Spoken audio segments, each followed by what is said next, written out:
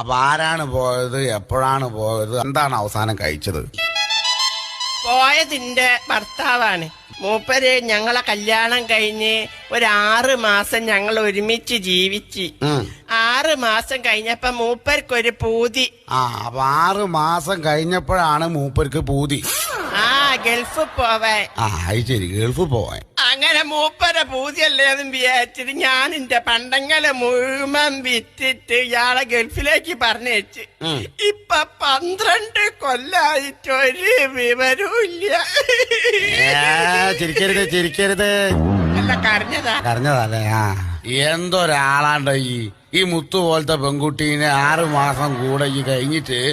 അല്ല മോളെ, കുട്ടികളുണ്ടോ? 4 കുട്ടികളുണ്ട്. കല്യാണം കഴിഞ്ഞ 6 മാസങ്ങൾ ഒരുമിച്ച് ജീവിച്ച് 12 കൊല്ലായിട്ട് അവൻ ഗൾഫിലാണ്. ഇപ്പൊ 4 കുട്ടികളും ഉണ്ട് അല്ലേ?